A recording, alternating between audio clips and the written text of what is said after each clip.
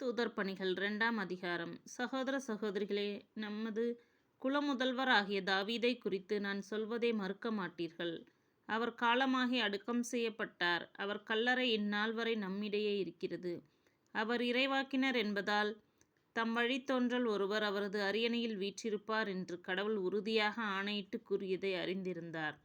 அவர் கிறிஸ்துவின் உயிர்த்தெழுதலை முன்னறிந்து அவரை பாதாளத்திடம் ஒப்புவிக்க மாட்டீர், அவரது உடல் படுகுழியை காணவிட மாட்டீர் என்று கூறியிருந்தார். கடவுள் இந்த இயேசுவை உயிர்த்தெழச் செய்தார். இதற்கு நாங்கள் அனைவரும் சாட்சிகள்.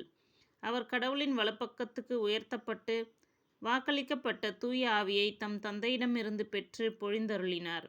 நீங்கள் காண்பதும் கேட்பதும் இதுதான். விண்ணுலகிற்கு உயர்த்தப்பட்டவர் தாவீது அல்ல, ஏனெனில் ஆண்டவரின் தலைவரிடம், நான் உம் பகைவரை உமக்கு கால்மணையாக்கும் வரை நீர் என் வலப்பக்கம் வீற்றிரும் என கூறினார் என்று அவரே சொல்கிறாரே.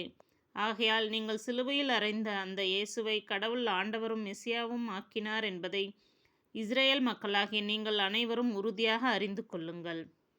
அவர்கள் இதை கேட்டு உள்ளம் குத்தப்பட்டவர்களாய் பேதுருவையும் மற்ற திருத்தூதர்களையும் பார்த்து, சகோதரரே, நாங்கள் என்ன செய்ய வேண்டும் என்று கேட்டார்கள். அதற்கு பேதுரு அவர்களிடம், நீங்கள் மனம் மாறுங்கள், உங்கள் பாவங்களில் இருந்து மன்னிப்பு பெறுவதற்காக ஒவ்வொருவரும் இயேசு கிறிஸ்துவின் பெயரால் திருமுழுக்கு பெறுங்கள். அப்பொழுது தூய ஆவியை கொடையாக பெறுவீர்கள். ஏனென்றால் இந்த வாக்குறுதியானது உங்களுக்கும் உங்களது பிள்ளைகளுக்கும் தொலையிலுள்ள யாவருக்கும் ஆண்டவராகிய கடவுள் தம்மிடம் அழைக்கும் அனைவருக்கும் உரியது என்றார். மேலும் அவர் வேறு பல சான்றுகளை எடுத்து கூறி, நெறிக்கெட்ட இந்த தலைமுறையிலிருந்து உங்களை காப்பாற்றிக் கொள்ளுங்கள் என்று அறிவுறுத்தினார். அவருடைய வார்த்தைகளை ஏற்றுக்கொண்டவர்கள் திருமுழுக்கு பெற்றார்கள். அன்று ஏறக்குறைய 3000 பேர் அவர்களோடு சேர்க்கப்பட்டனர். நம்பிக்கை கொண்டோரின் வாழ்க்கை முறை. அவர்கள் திருத்தூதர் கற்பித்தவற்றிலும் நட்புறவிலும் அப்பம் பிடுவதிலும் இறைவேண்டலிலும் உறுதியாய் நிலைத்திருந்தார்கள். மக்கள் அனைவரிடமும் அச்சம் நிலவியது. திருத்தூதர் வழியாக பல அருஞ்செயல்களையும் அடையாளங்களையும் நிகழ்ந்தன. நம்பிக்கை கொண்டோர் அனைவரும் ஒன்றாயிருந்தனர். எல்லா உடைமைகளையும் பொதுவாய் வைத்திருந்தனர்.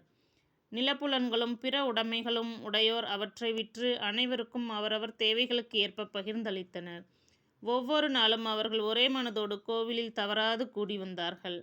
பேறு வகையோடும் எளிய உள்ளத்தோடும் வீடுகள் தோறும் அப்பத்தை பிட்டு உணவை பகிர்ந்து உண்டு வந்தார்கள். அவர்கள் கடவுளை போற்றி வந்தார்கள். எல்லா மக்களுடைய நல்லெண்ணத்தையும் பெற்றிருந்தார்கள். ஆண்டவர் தாம் மீட்டு கொண்டவர்களை நாள்தோறும் அவர்களோடு சேர்த்து கொண்டே இருந்தார்.